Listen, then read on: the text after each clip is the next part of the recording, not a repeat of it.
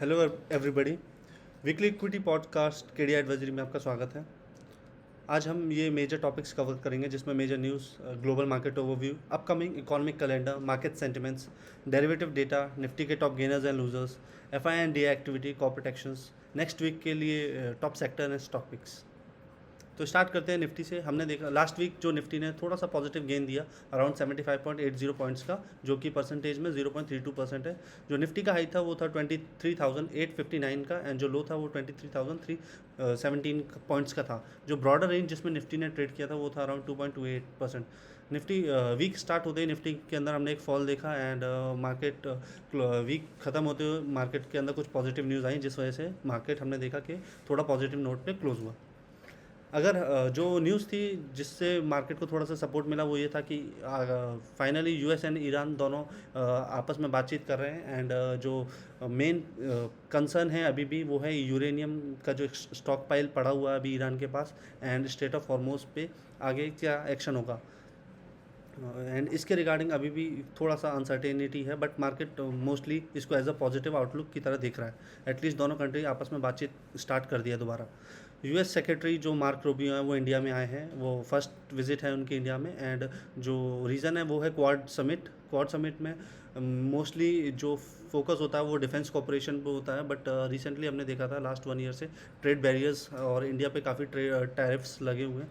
तो मान के चलिए इसके बीच में भी आपको कुछ पॉजिटिव डेवलपमेंट्स आती हुई दिखेंगी। क्वाड समिट बेसिकली एक 4 देशों का मीटिंग है, वो ऑर्गेनाइजेशन है जिसके अंदर Japan, Australia, India and US है। मोस्टली इसको बनाया गया था चाइना का जो इन्फ्लुएंस है जो इंडियन ओशियन में है उसको कंट्रोल करने के लिए। बट ठीक है, इसका हम देखते हैं क्या आउटकम आता है। तो मार्केट इस वीक इस पे भी कुछ रिएक्ट कर सकता है। फ्यूल प्राइसेस थर्ड टाइम मई मंथ में इंक्रीज़ हुए हैं। दिल्ली में अराउंड 87 पैसे से बढ़ा दिया गया है पेट्रोल को एंड डीजल 91 पैसे से बढ़ा दिया है major across all the cities. And mostly जो रीज़न था वो ओएमसी को जो हैवी लॉसेज हो रहे थे इस वजह से था, बिकॉज क्रूड के प्राइसेस भी बढ़े हैं एंड साथ ही साथ जो हमारा रुपी है तो वो भी वीक हुआ है। तो इनको दो फैक्टर्स की वजह से काफ़ी लॉस आ रहा था। बट एक पॉजिटिव न्यूज़ जो निकल के आई फ्राइडे को वो ये कि आरबीआई जो है वो $5 बिलियन का यूएसडी आईएनआर का स्वैप एक्शन कर रहा है मई 26 को। तो ये एक मार्केट में लिक्विडिटी इंजेक्ट करेगा एंड जो हमारा रुपी इतना वीक हो रहा है तो उस पर को भी थोड़ा सा शॉर्ट टर्म में सपोर्ट मिलेगा। Global market and economic data अगर हम देखें तो ग्लोबल मार्केट ये न्यूज़ आने से ईरान और इसराइल के ये ईरान यूएस एंड इसराइल के जो थोड़ा सा पॉजिटिव डेवलपमेंट्स हो रहे हैं इसको देख के हमने देखा कि मार्केट इसको एज अ पॉजिटिव लिया है एंड ग्लोबली मार्केट काफ़ी अच्छे पॉजिटिव नोट पे क्लोज हुए हैं। एंड यूरोपियन नेशंस को देखें तो उनका इंडेक्स ऑलमोस्ट डबल उसमें डिजिट्स में रिटर्न देके क्लोज हुआ है। तो यस, यूरोपियन नेशंस ने इस बार आउट परफॉर्म किया। इकोनॉमिक कैलेंडर अगर हम देखें तो मोस्ट डेटा 28 मई को है। जो यूएस है, यूएस का Q1 का प्रीलिम एस्टिमेट्स रिलीज़ होने वाले हैं। तो यस, यूएस का Q1 जीडीपी डेटा किस तरीके से रहा, काफ़ी हाईली फ्लक्चुएट था, वो देखना पड़ेगा क्या, जिससे हम आउटकम निकाल सकते हैं कि बाकी कंट्रीज़ क्या किस तरीके का एक्सपेक्टेशन रखें। 28 मई को इंडिया का industrial production year on year data है, वो भी ज़रूरी है देखने के लिए। बाकी इनिशियल जॉबलेस क्लेम है and new home sales data है। एंड 29 मई को फॉरेन रिजर्व्स जो इंडिया का डेटा है वो ज़रूरी है। बाकी 28 मई को ईद है तो इस वजह से मोस्टली मार्केट्स क्लोज है। बाकी निफ्टी के क्या इंपॉर्टेंट लेवल्स रह सकते हैं नेक्स्ट वीक के लिए जिस पर मार्केट रिएक्ट करेगा, वो आपको बताएंगे Rohan sir, over to you.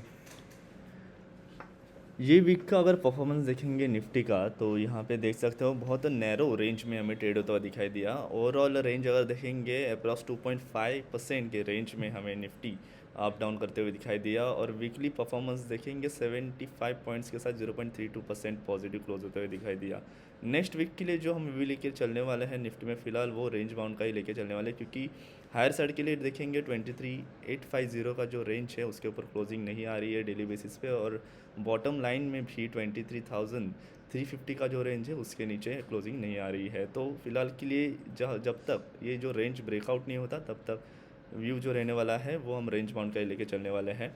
बाकी सपोर्ट्स एंड रेजिस्टेंस लेवल्स पे अगर ध्यान दें तो 24,000 एंड 24,600 ये मेजर हर्डल्स रहने वाला है। बॉटम लाइन के लिए 23,250 एंड 22,700 ये दो क्रिटिकल लेवल्स रहने वाले हैं। 23,250 अगर ब्रेक होता है तो स्ट्रेट फॉरवर्ड हमें निफ्टी में 22,700 तक का करेक्शन देखने मिल सकता है।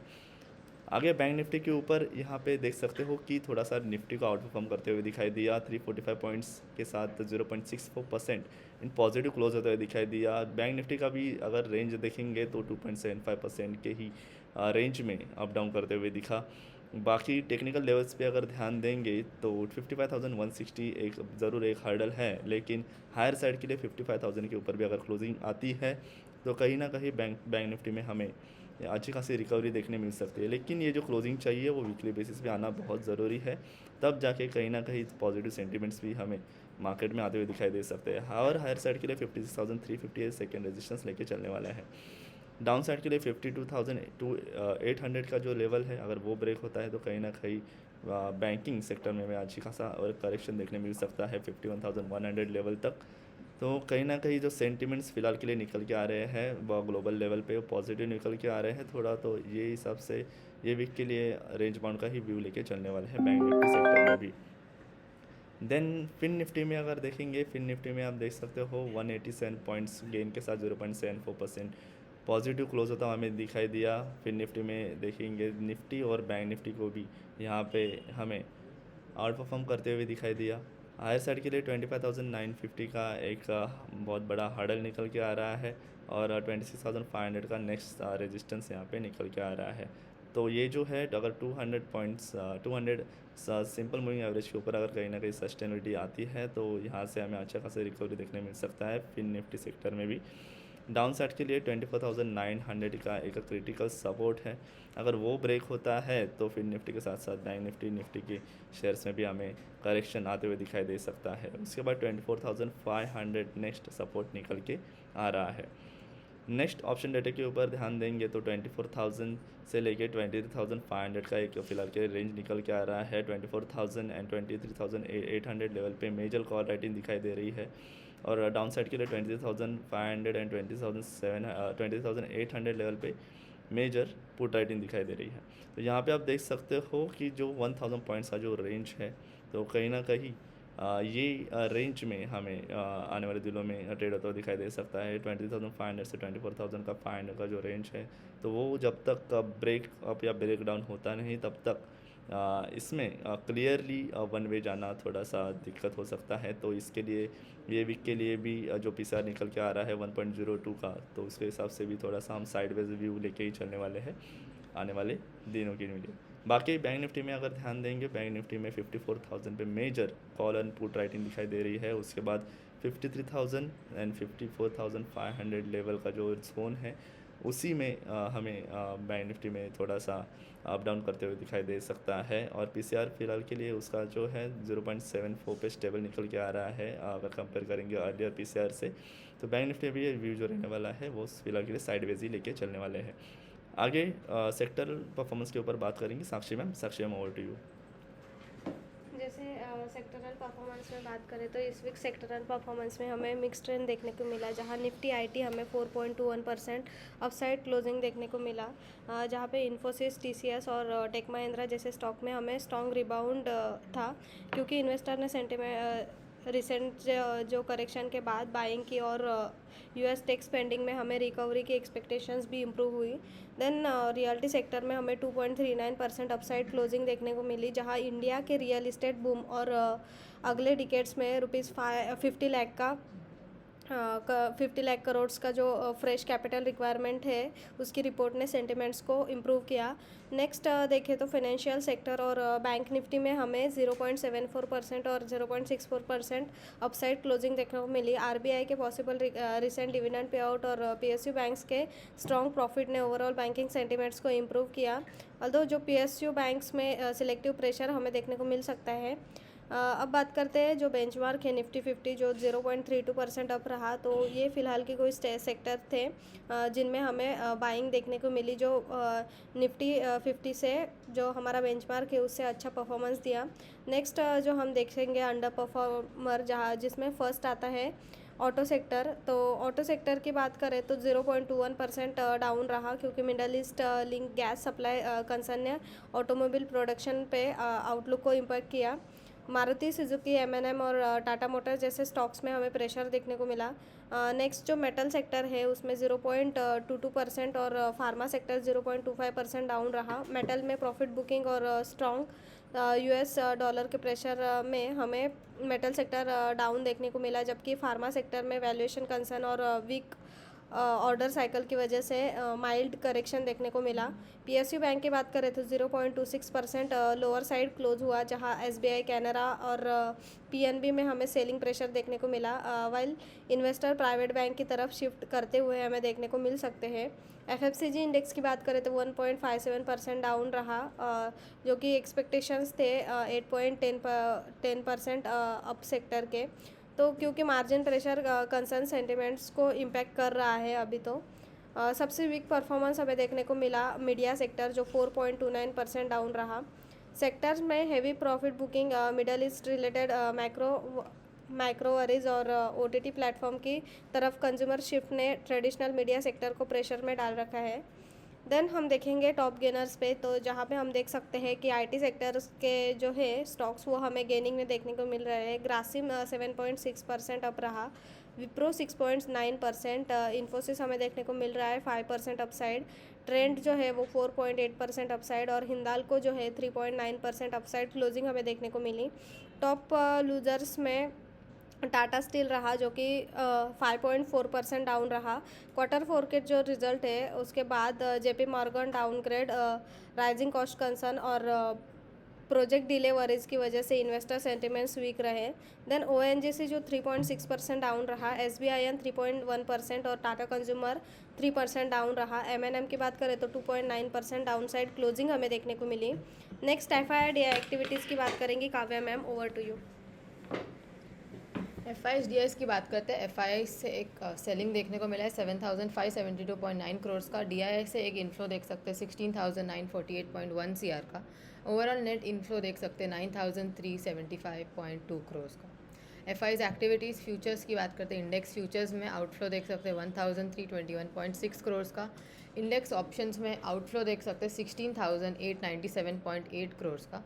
स्टॉक फ्यूचर्स में एक इनफ्लो देख सकते हैं 1,228.5 सीआर और स्टॉक ऑप्शंस में 791.8 सीआर का इनफ्लो देख सकते हैं। कॉर्पोरेट एक्शंस की बात करते हैं। टीसीएस का डिविडेंड आने वाला है ₹31 पर शेयर, रिकॉर्ड डेट है 25 मई 2026। जाइडस लाइफ कंपनी का बायबैक होने वाला है at ₹1,150 with face value 1, record date 29 मई 2026। पेज इंडिया और बजाज ऑटो की बात करते हैं। डिविडेंड आने वाला है ऑफ ₹150 पर शेयर। पेज इंडिया का है रिकॉर्ड डेट 27 में, बजाज ऑटो का है 29 मई 2026। क्रेडिट रेटिंग की बात करते हैं। वर्टिस इंफ्रास्ट्रक्चर को क्रेडिट रेटिंग मिला है AAA बाय क्रिसिल रेटिंग्स। सम्मान फिन सर्विस को AA+ क्रेडिट रेटिंग मिला है बाय इकरा LTD। नेक्स्ट क्वार्टर रिजल्ट्स की बात करते हैं। नेक्स्ट वीक जो आने वाला है, Suzlon energy, RVNL, NBCC, Concor, Nesco, ONGC, Siemens, Asahi India, PG electroplast, Ashok Leyland, Bharat dynamics, इन सब के नेक्स्ट वीक रिजल्ट्स आने वाले हैं। पास्ट परफॉर्मेंसेस अभी हमें एक्सप्लेन करेंगे Amay sir, over to you. तो पास्ट परफॉर्मेंस की बात करें तो लास्ट वीक में हमने देखा था कि 2 सेक्टर्स जो रिकमेंड किए थे वो थे निफ्टी ऑटो के और निफ्टी प्राइवेट बैंक्स के। तो अगर निफ्टी ऑटो में से बात करें तो मदरसन में जो है हमको 6% का पॉजिटिव रिटर्न्स देखने मिला। वही बजाज ऑटो में आप देखें तो 1.66% का एक पॉजिटिव साइड में ही हमको रिटर्न देखने मिला। वही बॉश की बात करें तो बॉश में हमको एक नेगेटिव 2.75% का रिटर्न देखने मिला। और अगर बात करते हैं प्राइवेट बैंक से तो कोटक बैंक और ICICI बैंक के रिकमेंडेशंस थे, जिसमें कोटक बैंक में हमको फ्लैट टू नेगेटिव साइड का ही 0.7% का रिटर्न देखने मिला है। और ICICI बैंक की बात करें तो ICICI बैंक में 1.55% का पॉजिटिव साइड में गेंस हमको देखने मिले। अब बात करते हैं नेक्स्ट वीक के लिए सेक्टर्स की और फिर देखेंगे कुछ स्टॉक्स। तो सेक्टर्स में पहला रहेगा वो रहेगा निफ्टी कमोडिटीज़ का। तो निफ्टी कमोडिटीज़ का सेक्टर में आप देख सकते हो कि एक राउंडिंग बॉटम का ब्रेकआउट हमको देखने मिला था मार्च और अप्रैल मंथ के इसमें, और उसके ही ऊपर ये सस्टेन करके अभी बुलिश फ्लैग का एक हमको पैटर्न बनाता हुआ दिख रहा है, जिसका ब्रेकआउट हम आने वाले हफ्ते में एक्सपेक्ट करके चल सकते हैं। तो ऊपर की तरफ अगर देखेंगे हम तो 10,400 का एक पहला रेजिस्टेंस जोन है निफ्टी कमोडिटीज़ में। अगर वो ब्रेक होता है तो ऊपर की तरफ 10,900 तक के भी लेवल्स हमको देखने मिल सकते हैं आने वाले वीक में ही। अगर सपोर्ट की बात करें तो पहला सपोर्ट हमको देखने मिलेगा वो 9,990 का है, जो कि हमारा 50 डेज़ मूविंग एवरेज भी आता है। अगर वो ब्रीच होता है तो नीचे की तरफ और हमको 9,490 तक के भी लेवल्स हमको देखने मिल सकते हैं, जो हमारा 200 डेज़ मूविंग एवरेज भी आता है। और जो गैप बनी थी वो गैप का भी एक लेवल, जो रेंज बनती है वो रेंज के आसपास का ही ये लेवल है। तो नीचे के साइड में ये 2 लेवल्स देखने चाहिए, और ऊपर की तरफ हमने जो है 10,400 और 10,900 का लेवल हमको एक देखने जैसा रहेगा। नेक्स्ट सेक्टर जो हमारे लिए रहेगा वो रहेगा निफ्टी प्राइवेट बैंक्स का, जो लास्ट वीक में भी दिया था, ये वीक में भी हम कंटिन्यू करेंगे। इसमें स्ट्रेंथ बनी हुई है। अगर देखोगे तो एक कप एंड हैंडल का ब्रेकआउट हमको एक्सपेक्टेड है आने वाले वीक में। जो निफ्टी प्राइवेट बैंक्स में जो है एमएससीडी जो एक पॉजिटिव क्रॉसओवर देने के एक साइंस दे रहा है, जो अर्ली सिग्नल आएगा हमको कि एक बुलिश ट्रेंड चालू होने वाली है इसमें। अगर देखेंगे ऊपर की तरफ तो 27,150 का पहला रेजिस्टेंस जोन है, जो कि हमारा 200 डेज मूविंग एवरेज भी आता है। अगर उसके भी ऊपर की बात करें, अगर वो ब्रीच होता है तो 27,550 तक के भी लेवल्स हमको देखने मिल सकते हैं। अगर नीचे की तरफ बात करें तो सपोर्ट हमको है 25,700 पे पहला सपोर्ट है। अगर वो रेंज का भी नीचे ब्रेक देता है तो 25,325 तक के भी जोन्स हमको आने वाले दिनों में देखने मिल सकते हैं। अब देखते हैं कुछ इंटरेस्टिंग स्टॉक्स जो नेक्स्ट वीक हमको ध्यान में रखने चाहिए। तो पहला रहेगा JSW एनर्जी का। तो JSW एनर्जी में आप देख सकते हो कि एक राइजिंग चैनल पैटर्न बनता हुआ हमको दिख रहा है, और जो अप्रैल का एंड था उसमें हमको एक गोल्डन क्रॉसओवर भी आते हुए दिखा है JSW एनर्जी में। तो एक पॉजिटिव साइड की एक मूवमेंट हमको आने वाले दिनों में देखने मिल सकती है JSW एनर्जी में। तो ऊपर की तरफ 552 जैसे ही ब्रीच होता है तो 585 590 के जोन्स हमको देखने मिलेंगे, और स्टॉप लॉस उस केस में हम रखेंगे 535 का। नेक्स्ट स्टॉक्स जो रहेगा हमारा वो भी निफ्टी कमोडिटी में से रहेगा, वो रहेगा पीडीलाइट इंडस्ट्री का। तो पीडीलाइट इंडस्ट्री में एक राउंडिंग बॉटम का एक ब्रेकआउट हमको आने वाले दिन में उम्मीद करके चलना है, क्योंकि लास्ट 2 वीक से ये 200 डेज मूविंग एवरेज के ऊपर सस्टेन करके एक स्ट्रेंथ बना के रखा हुआ है पीडीलाइट। तो अच्छा इसमें एक सेटअप बना हुआ है। ऊपर की तरफ 1485 के ऊपर जैसे निकलता है 1575 तक के भी लेवल्स हमको देखने मिल सकते हैं, और स्टॉप लॉस हम रखेंगे 1440 का। नेक्स्ट स्टॉक्स हमारा रहेगा जो रहेगा निफ्टी प्राइवेट बैंक से, वो रहेगा ICICI बैंक का। ICICI बैंक में आप देख सकते हो कि डबल बॉटम का एक फॉर्मेशन बनता हुआ हमको दिख रहा है, और उसमें एक एडिशनल कन्फर्मेशन जो है हमको हायर है पैटर्न जो है वो बनता हुआ दिख रहा है। तो एक एडिशनल कन्फर्मेशन के साथ और MACD का जो है वो बुलिश क्रॉसओवर आने वाला है जो हमको दिख रहा है अर्ली सिग्नल। तो ये तीनों अगर सिग्नल देखें तो ICICI बैंक में एक अच्छा मूवमेंट बनता हुआ हमको दिखेगा नेक्स्ट वीक में। तो 1265 के ऊपर जैसे ICICI बैंक निकलता है तो 1340 तक के भी जोन्स हमको देखने मिल सकते हैं, और स्टॉप लॉस उस केस में हमारा रहेगा 1225 का। नेक्स्ट स्टॉक की बात करें तो वो रहेगा हमारा इंडसइंड बैंक का। तो प्राइवेट बैंक में से ये रहेगा। इंडसइंड बैंक में हम देख सकते हैं कि कप एंड हैंडल पैटर्न का फॉर्मेशन बनता हुआ हमको दिख रहा है, और देखेंगे तो गोल्डन क्रॉसओवर इसमें आपको मई के स्टार्टिंग में हमको आता हुआ दिखा है। अगर बात करें तो इसने लास्ट वीक में 50 डेज मूविंग एवरेज पे कंटिन्यूसली सपोर्ट लेके हमको एक ऊपर के साइड का लेवल रिज्यूम करते हुए हमको दिखता हुआ दिख रहा है ये चार्ट पे। और नेक्स्ट वीक में 1915 के ऊपर जैसे ही निकलता है तो ऊपर की तरफ 1970 1980 तक के भी लेवल्स हमको देखने मिल सकते हैं, और स्टॉप लॉस उस केस में हमारा मेंटेन रहेगा 885 का। अगर नेक्स्ट स्टॉक की बात करें वो भी निफ्टी प्राइवेट बैंक्स में से ही रहेगा, वो रहेगा RBL बैंक। तो RBL बैंक में आप जैसे देख सकते हो राउंडिंग बॉटम का एक ब्रेकआउट हमको देखने मिलेगा नेक्स्ट वीक में, जिसके साइंस हमको दिख रहे हैं चार्ट पे। ये लास्ट 2 बार इसने 50 डेज मूविंग एवरेज पे रिटेस्ट मार के सपोर्ट लिया है, और ऊपर की तरफ ये ब्रेकआउट देने की तैयारी कर रहा है। तो RBL बैंक में 336 के ऊपर अगर निकलेगा तो 356 टू 360 के भी जोन्स हमको देखने मिल सकते हैं, और स्टॉप लॉस उस केस में हम रखेंगे 325 का। अब बढ़ते हैं कंक्लूजन की ओर, तो ओवर टू विकास जी।